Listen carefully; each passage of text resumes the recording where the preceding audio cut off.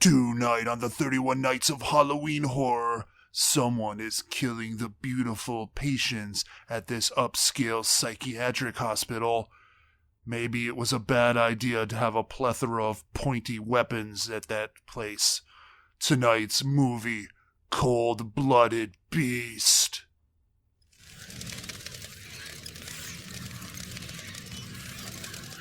Hello everybody and welcome back to another episode of the 31 Nights of Halloween Horror!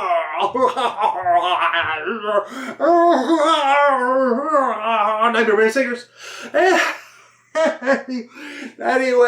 Anyways, tonight, coming off of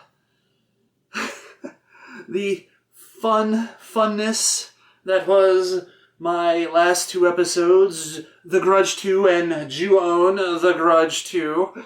Yes, I thought, you know what, I am a little bit of a kick of desire for some Italian fare. Yes, I am hungering for some Italian cuisine in the horror genre, and what better way to do that but then have a bit of a mini marathon, in a way. Broken up only slightly.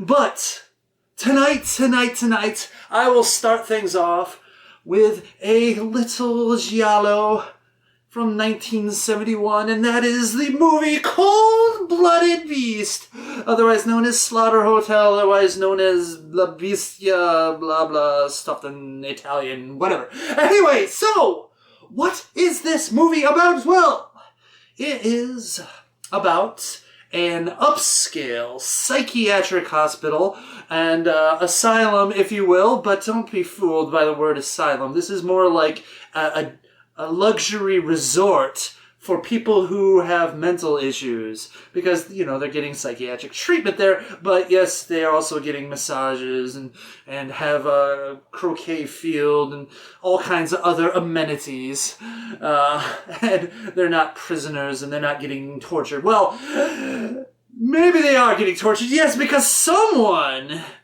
is going through and killing the lovely patients one by one. Who could it possibly be? Could it be one of the doctors? Could it be that new patient that just got brought in who seems to want to kill people for no apparent reason? Who knows? But will they be able to survive the terror that is the man or woman or beast in black? After all, it's Cold-Blooded Beast, right? Anyway, so let's get to those scores, shall we? Violence and gore, I am going to give it a 2.5 out of 5. Look, it's mostly on the strength of someone getting a morning star to the face. And how many times am I going to be able to say that when talking about a horror movie? Morning star to the face. Anyways, yes, it gets bloody toward the end, but for the most part, nothing's very graphic. When it comes to the gore and the violence. The graphic stuff is in some other things, which we will get to in a moment, but 2.5 out of 5. Shock value is a 2 out of 5, and look, the shocks are not because of the scares and not because of the violence, but because of the absolute sleazy salaciousness of this film. Oh my goodness. 2 out of 5. Plot, also a 2 out of 5. Look, I know they tried to do the red herring thing, and I always appreciate that. Always try to create a narrative where you're throwing doubt here and there, where you can be confused and not know who the killer is. But really, the story is so thin and really doesn't matter, because this movie is all about just violence and nudity. Let's face it, that's what this movie is about. The plot is just there to facilitate all of this stuff. And look, it's really kind of nonsensical when you think about it in the grand scheme of things. But hey, they tried, but kind of failed. 2 out of 5. Acting, 2.5 out of 5. Look, we had we had Klaus Kinski in there, and I always enjoy him in whatever he does. But some of the other actresses in this movie are a bit overblown in the very melodramatic way. So anyways, I'm just going to give it kind of it's a fair, moderate, average type of acting job for one of these movies. 2.5 out of 5 for the acting. Now we're going up to nudity, and if this was a 0 out of 10 score, or not a 0, if it was out of a 10, if it was a 10-point scale, it'd get a 12. 5 out of 5. Holy crap! I was not suspecting this. I mean, it's Italian Giallo, so I do expect some. But holy crap, what in the world is going on in this movie? I was watching this with a friend and I was starting to make jokes. Well, we've so far had 3 nude scenes and 1 murder. And like, oh, now we've had 6 nude scenes and 2 murders. Let's just say that, yes, it is a lot. And I was, making a joke of like, the cameraman seems to be like, so I pan up and down the body, and then let's focus on the bush for a while. I'm just going like, what are you doing? He's like, we're trying to get an R rating, and then all of a sudden there's like these scenes where, they lost their R rating. We've gone into a kind of X field. Let's just say that there were a lot of stroking of their pet beaver animal in this movie, and it was quite shocking to just have that all of a sudden like, oh, hey, what? Okay, they're doing it. They're going there. And, alright. I'm not complaining. I'm just saying. Not expected. 5 out of 5. Enjoyment factor.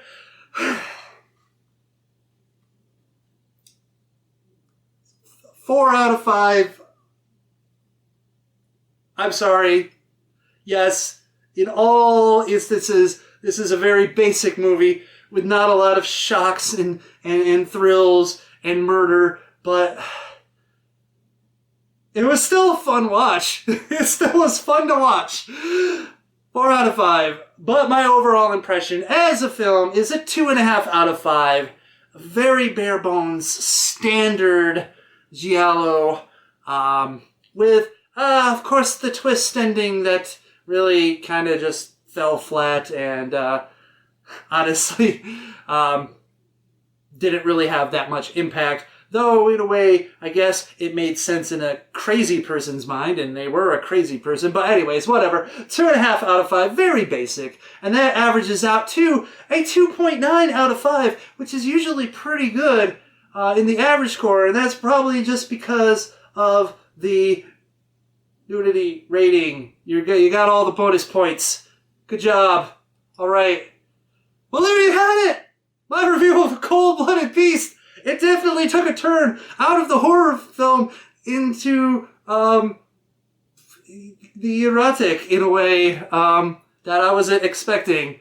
But I don't know. What did you think? Do you agree with me? Do you think that it was very smutty and not very horror-y? Or are you disagreeing and went, look, if you just weren't so concentrated on the smut, you would have seen the brilliance of the violence and the pacing and no, you're wrong. You're right. It's all about the hoo-has and the fun bags. Yeah, okay.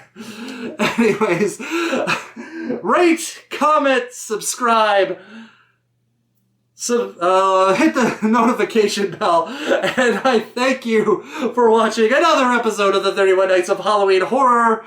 And till we meet again, I will try to find something that at least raises the hair on your arms, as opposed to raising other parts of your body. Anyways, until next time, you stay scary, internet. The movie will stay sexy for all of us. And, I don't really have anything to add. Like, you know, if you're gonna be a sleazy doctor, though, you know, don't let it be with your patient. I mean, that's just like, I don't know. It seems like you're crossing a lot of lines, especially when you're like in a psychiatric hospital. I'm just saying that nurse, she totally taking advantage of that woman. I'm just saying. Anyways,